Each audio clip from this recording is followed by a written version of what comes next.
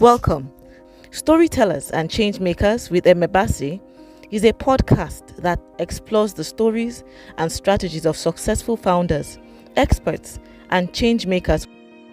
In each episode, we'll be diving into the world of online entrepreneurship, where people are creating businesses and programs that change the way we live, work, and play. And here is your host, Emebasi. Hi there, and welcome to Storytellers and Changemakers. Our guest today is Nicola Cairncross. Did I get your name right? You did brilliantly. Okay, all right. Nicola is a woman of many parts. I have a bio for you from 2017, and I'm sure some things have changed since then. Yeah. But Nicola Cairncross is a successful business author, speaker, podcast host at Own It, the podcast, and she loves to mentor business owners to transform their businesses, to give them more time, more profits, and to better support their dreams. Nicola is previously the owner of a successful Facebook ads agency, a training coaching company, the Money Gym, and a boutique hotel, the Acacia. She currently lives in the Mani, Greece, and originally hails from Sussex in the UK. Nicola, you're back in the UK, aren't you? I'm back in the UK now. Yeah, I came back. I had an intuition that I was in Greece for about 4 or 5 years, and I had an intuition that I should come home.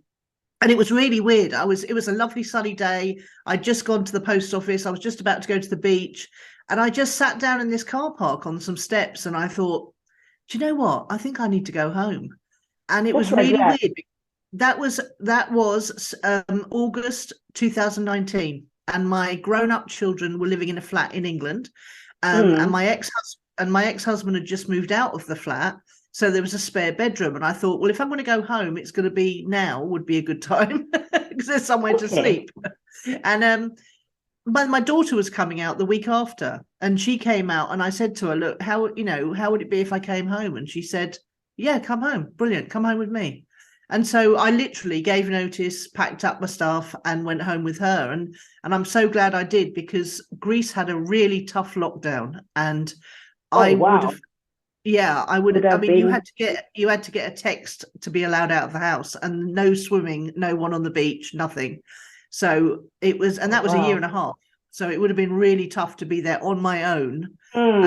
So I'm glad. It's like I had an intuition something was coming, and I had to go back to my babies, even though they're very grown-up babies now. I was in Greece for a while after losing my partner very suddenly. Steve, he died very suddenly in 2016, and I didn't know what to do with myself. So I took myself to Greece, and I worked and lived in Greece for 3 or 4 years, 5 years. It was wonderful. I absolutely loved it. Yes, I read somewhere that you lost your partner, but I wasn't sure whether maybe you were separated or, I didn't know that. No, he died of a heart attack. He died of a heart attack very suddenly. So sorry about that. Because you said it also affected your work. Anyway, we'll go back to that. So let me continue, because there's still so much to say. Nicola has been featured in many newspapers and magazines, including Women and Home, Duncan Valentine's, The Sharp Edge, The Times, The Observer, The Mail on Sunday, The Mirror, The Scotsman, Red Magazine many times, New Woman, Woman and Home Again, Cosmo, Elle, Marie Claire, Essential, Top Santé, Radio 5 Live, and CNN Breakfast News Worldwide. That is amazing. She attends and speaks regularly at events, both on and offline, on digital marketing, Facebook ads, social media marketing, and entrepreneurially, being an entrepreneur. Anyway. Entrepreneurism. Entrepreneurism, yeah. I came across Nicola when Nicola is actually going to be speaking at a virtual summit coming up in June. If you're listening to this after that, then a virtual summit that came up in June 2023. So I came across her because she had a book, and I saw the book on Amazon. It said Money mindset. What did he say? He said mindset, money, and marketing. Marketing and money, and there's the three secrets, and those are actually the main topics. The only thing that was not there was systems. And so mindset, marketing, and money. And I was like, oh, okay, this man is talking about what my virtual summit is going to talk about. So I did the thing that you're supposed to do. I stalked her online and finally found her YouTube channel and then reached out to her and invited her, and she so kindly said yes. So she will be there. And but there's so much. I mean, what I've seen, just from what I see online, because obviously that's not everything.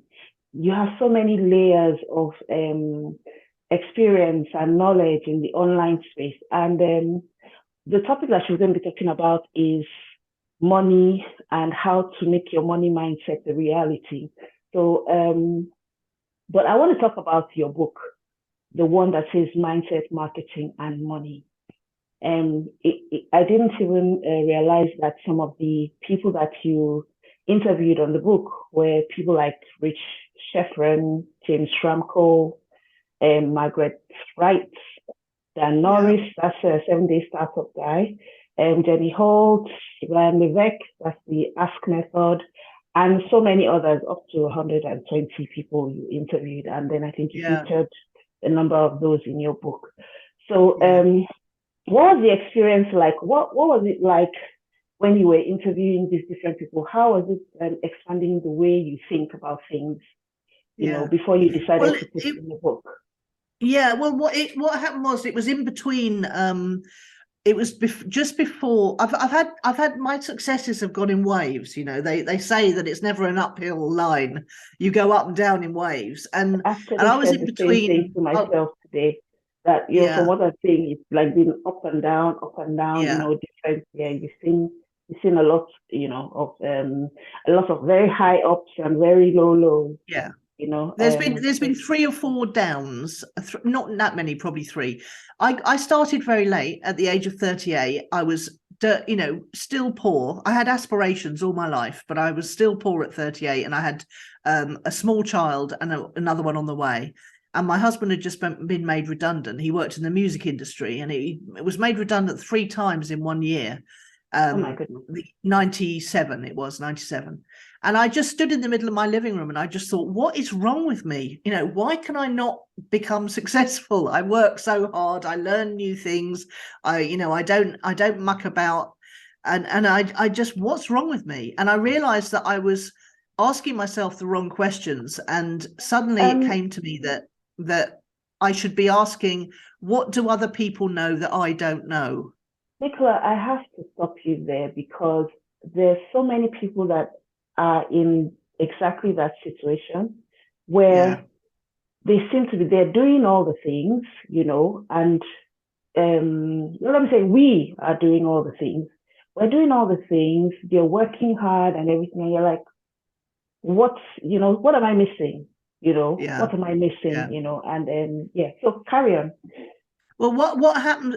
The first thing that happened was I took complete responsibility for my situation. I'd always been a bit of a victim or a blamer up until that point, and I stood there in the middle of that living room. I remember it as if it was yesterday, and I thought, there's something going wrong here, and I've got to find out what it is, because nobody else is going to. And I realized that I had to go and I had to find people who could tell me what I was missing and what I wasn't doing. Because if you're doing everything, you think you're doing everything, and it's still not working, there's still something missing. It just stands to logic. So I decided I was going to go and find someone who was going to help, who could help me or tell me what I was not doing right. And as soon as you do that, as soon as you take complete responsibility and open up to the possibility that there might be someone out there who can help you, then doors start opening and people start appearing. But the key bit is to take responsibility, because if you approach people who you think might be able to help you or tell you something that you need to know, they're not going to be interested in helping you, especially for nothing, if you come at them with an attitude of helplessness, or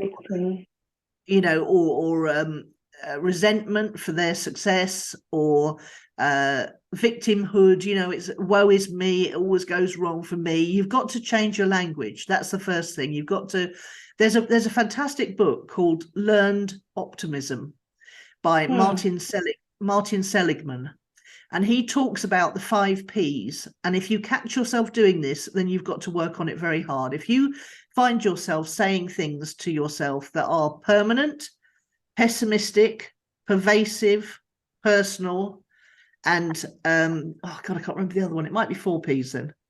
But basically, if you say something to yourself like, "Oh, what's wrong with me? Nothing ever goes right for me," so that's personal.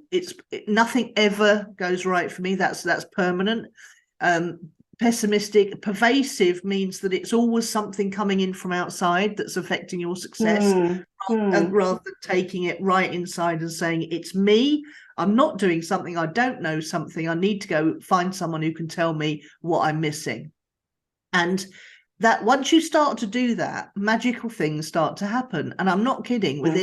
Within 6 months of that happening, I had met someone, Jill Fielding, who became my first mentor. And she was on the Channel 4 series, The Secret Millionaire. She was on the first series of that. Oh, wow. And she was amazing. And she showed me all the things that I had wrong about money. And it's become a lifelong, even though I love the internet and I do lots of internet marketing for people, and I have my own books and my own business and everything, the thing that really, really fascinates me all the time is, why do some people think differently about money than others? What is your belief system? Who are the people who put those voices in your head? When you hear money doesn't grow on trees, or the love of money is the root of all evil, or what's some other things? Oh, my mum's was, if you work hard enough and you want it bad enough, you'll be successful. And I worked hard enough, and what that instilled in me was that you always have to work hard for money, and that if you're not getting any money or success, you don't want it badly enough. Whereas that's just an absolute nonsense, And as I've gone on, I found out more and more about how money works. I wrote a book called The Money Gym, which is my first book. And then I wrote, so the interview series you're talking about, when I interviewed 153 entrepreneurs and successful people, I was asking them, what's the one thing you would want to tell your younger self about money? That was one of the questions. And I took that book you picked up, and thank goodness you did, is basically the money tips, psychological and practical, of all the people that the best money tips, 21 of them I think there is, and it's 21 best money tips of the successful people that I've interviewed about their mindset, marketing and money. And so the Money Gym tips book is also available online, and the Money Gym book is available on Amazon, and in audio as well as a reading version, because I know lots of people don't like to read, but they do like to listen. Okay, so let me understand. So you have the book, The Money Gym, and then inside that book, or from those interviews, you had 21 money tips. That's right. Separate books, but they go together. Okay, separate books. So it's called the 21 Money Tips, and that is also a separate book that you can get. The money. Just look for the Money Gym on the Money Gym on Amazon, and you'll find the one. Make sure you get the one with the updated badge on it, because sometimes they show you the old one. Okay. All right. Yes. So that's my passion, really. Yes, because you're coming to talk to us about, lots of us in the online space, we hear a lot about money, and you have to have the right money mindset, and then talk about money blocks and money stories, and so we do hear these things, but how do we make them a reality? And I think you actually started answering that question with the tips from the Learn Optimism book, as well as, having a mentor that helps you to see things differently, but what are the practical things, if you can give us one or two, to say, do this, and then you see a difference after a while. Okay. There's lots of practical things that ordinary people don't know about money because we're not taught about it at school. And the first one is that you're never going to be really successful with a job, because you get paid and they take a load of tax off you. And then you have to pay for the things that you need out of what's left. And then they tax you again if you save, and then you invest in things and it makes more money, and then you would take that money back, you get taxed again. Then you get taxed again when you die, so if anything you leave to your children, your house is a good investment as long as it's going up in value, which they're not going to for the next 10 years. They're not going to be going up, those houses. So really, you've got to think about what's the one thing that all successful money people do. They have a business. And the reason they have a business is not just because they can make extra money from their efforts, whether that's making something or writing something or painting something or making music or whatever. It's because a lot of the things that you need in real life, and if you're passionate about something, let's just say you've got a passion for, I don't know, knitting, and you want to make a business out of knitting, it's a really good idea to have a limited company for that business, because then everything you buy for your knitting becomes tax deductible against your business. Whereas otherwise you'd be buying it out of your post-tax income from your job. So even if you've got a job, it's a good idea to have a limited company on the side for your passion project, which you make extra money from, but which you could run a lot of the things that you were buying from your post-tax salary against tax in your business. So you earn one basic thing that people don't know. Yeah, because it's something that people know that, okay, you can have a business, but it's almost like nice to have kind of thing, or certain kinds of people can do that, but not everybody. And especially if you are in a job that you are in quotes earning well, people would not really expect you to say, oh, if you're in this nice job, why should you bother even starting a business? But it's such I like the way that you said it in such an unequivocal way. Unequivocal, yes. Yeah, no, you cannot get rich by having a job. Unless you're earning, I don't know, 125 grand a year upwards. And even then you're going to be losing half of it in tax. The tax because so here's the second tip, right? The difference between what you earn and what you spend is what makes the difference. Because if you can make a difference between what you earn and what you spend, then that is the amount you've got to save, right? Now, here's another big thing that I never learned when I was a kid. I used to think, what's the point of saving if I'm only going to spend it later? Because I thought saving was for spending later. Whereas actually, saving is for investing later. And if you can invest, the difference between what you spend and what you earn is the amount you can save to invest. And then after a while, your investments start creating an income for you. Now, again, I used to sit and do... Yeah, go on. So the difference, so it's almost like if you are starting a business or whatever it is that you're doing, your aim really should be to increase the difference between what you spend and what you earn. Over time, increase that. And imagine most people's income. Most people's income goes up if you're lucky, and if you stay in work, and if you keep improving your skills, your income goes up gradually, doesn't it? And with most people, their outgoings go up at the same rate. So and a lot of times people spend what they earn, all of it. So what they do is there's never any gap between what they spend and what they earn. So they never have anything to save, and they never, which means they never have any capital for an investment, like a small business, a small rental property, all sorts of things. You can invest in all sorts of things. And the goal is to find something to invest in that makes you an extra income. I was saying including investing in yourself and your skills, building up your skills. but only if you then put those skills that you've learned to work. To earn you an income. And lots of people constantly invest in themselves, but they don't put those things to work in at making them an income. I need to ring a bell there. You just said something that we need to just ring a bell at this point. I have to find a sound effect for that. You really do need to do that again, you know. So yeah. Lots of people do not invest, they do invest in themselves, but they do not put their investment to work. That's right. So I mean, it's that thing where they say, make your money work for you.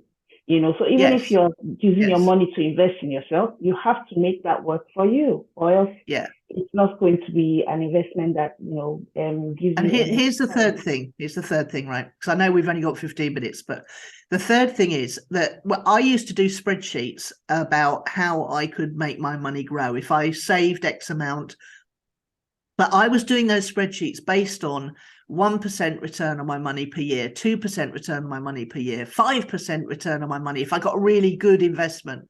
What most people don't realize is that professional investors look to get between a 50 and 100% return on their money every single year. Really? Yeah. Most investors will not invest in anything unless they can get their money back out again in a year and double it. Half is acceptable, doubling it is the norm.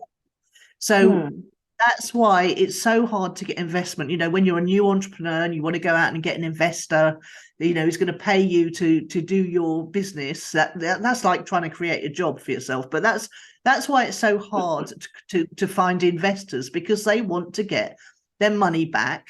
3 years, absolute max, 3 years. They want to get their money back within 3 years, and they want to have doubled it at least. Now, if you start to think about investing from that point of view, then the game changes completely, because you're going to get richer quicker if you can find something to invest in that will give you your money back. That's the first thing. And that will more than your money back, because it will make you money. And if you can get that virtuous circle going, then that's how you get rich quicker. Okay. This is something that I have to say. You met Gary V. I have met Gary V. Yes, once. I met him with my daughter. We went to London. I was going to the VIP book signing. A friend of mine, it was just the week after my Steve died. And a friend of mine said, Nicola, this might cheer you up a little bit. I know it won't help, a lot, but it might help a bit. Go see Gary V, because I know how much you like him. And he gave me a ticket to the VIP signing. Oh, wow. And I took my daughter the night before, because we were on, was it TikTok or something? Snapchat, I think it was. And Gary put that he was going to be in Soho Square the night before the signing to meet and greet everyone. And we went up there the night before. We did it on the spur of the moment. We got a hotel booked. We went up there and we met him, and then we stayed in the Waldorf Hotel, which was lovely. Oh, wow. In the Strand. That's amazing. That's amazing. Yeah. I mean, Gary V is another topic for another day. He's a nice person. Yeah. A nice person. That's nice. Oh, that's wonderful to hear. He is, though.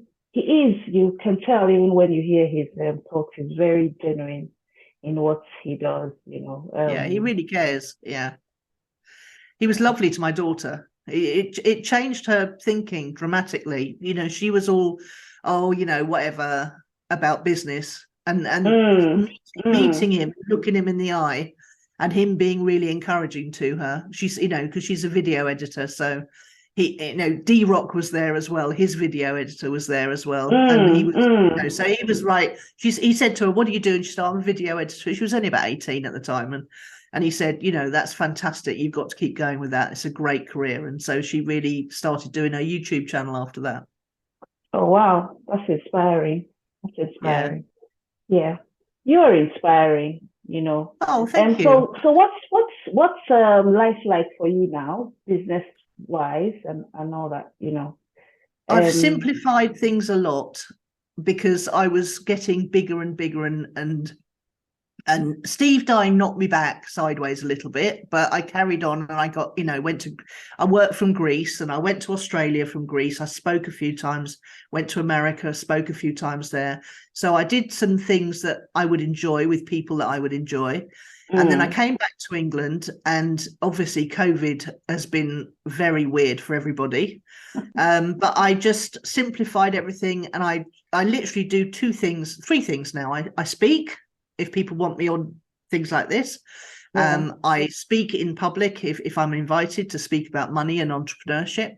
I mentor people, and I consult for people. So if bigger businesses want social media strategy and how to market themselves better online, I will consult with them and do that. And then if people can't afford that, but they want some mentoring, that's what I do. And I love it. Still love it. Yes. Oh, by the way, just so you know, you're my mentor now. I saw. Thank you very much. You've joined. You're now my mentor. Yeah. Clicks and Leads Academy. I highly recommend, just having a conversation with somebody that can help you see things from the outside, and that kind of has an idea of what it is that you do, and has kind of been there in your shoes. It is invaluable. So definitely check out the. Well, we do live Thursday calls in the academy, so make sure. I know you're very new, but make sure you find the information about how to join that call, and it's in the community area. And I do a live call every Thursday, and I get on at 1:00, and I don't get off until everybody's questions are answered. There's not a huge membership right now because I rejigged it all recently. Cleared out a lot of the people who weren't active and whose memberships had run out. But I'm there every Thursday if people want to talk to me and ask me questions about their business. Yes, so definitely something to look into. I will put all the information somewhere here on this page that you're watching on. I'll give you a special link so I know that they're your people. Oh, lovely. Okay, thank you so much for that. I had one last question for you, which has now flown out of my head. Oh, it's okay. Oh, okay. Well, it'll come back to me hopefully. But yeah. Hold on, I'm gonna have to edit out this part. Do you want me to recap my three tips for you? Yes, recap the 3 tips. Okay, 3 tips. You're never going to get rich just having a job. You need a business alongside your job.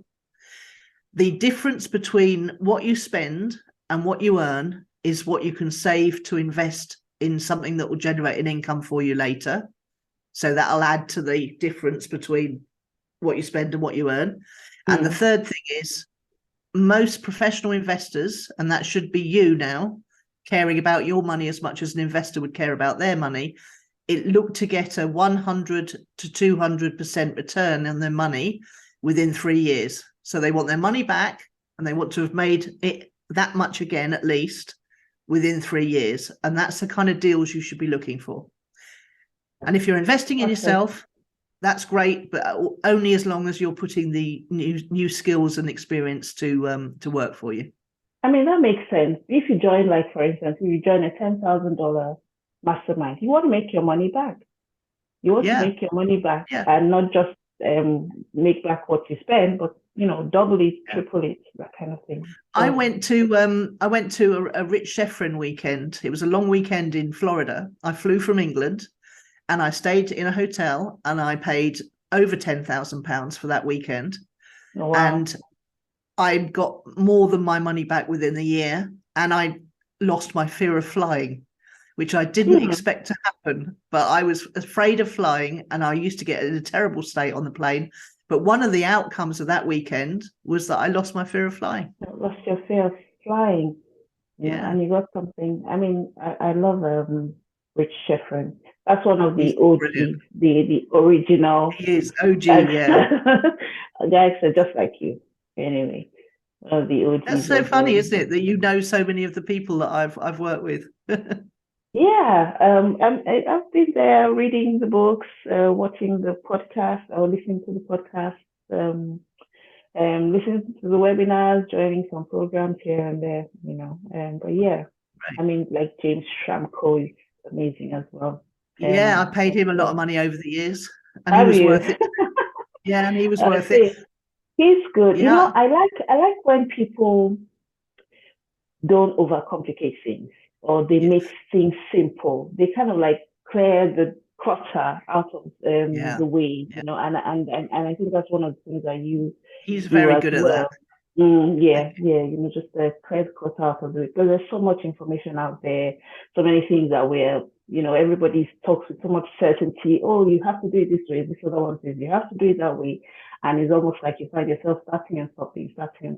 So well, that's why my academy that you've just joined is not there is a program within it that people can follow if they want to, but what I like to do is tailor my advice to your business, because your business is not the same as someone else's business. So there are certain principles that hold true for all businesses, but there's just they have to be tailored to your business and to your personality. Because there is also the thing that you need to be doing at that point in time. So it's not just having the information, but to actually know what do you need to do today, this week, this month, and then it's to achieve what you want to achieve in the future. Yeah, absolutely.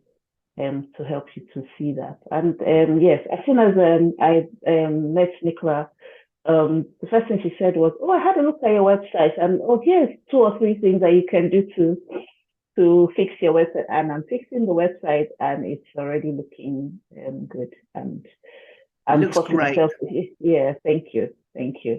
So I think we'll stop here for now. Thank you so much. Okay. Any final words, and where can we find you online? Just come to Nicola Cairncross, which is CAIRNX.com. And you'll find me there. But actually, if you just put my name into Google, you'll find me, because it's, I'm good at SEO. Thank you so much, Nicola. You're welcome. It's been a pleasure. You have been listening to the Storytellers and Changemakers podcast with Emebasi. If you enjoyed the episode, please take a minute and leave us a review. It would really help us. For show notes and links mentioned in this episode, visit emebasi.com/podcast. Thanks, and see you on the next episode, where we hear more stories and strategies from amazing storytellers and change makers.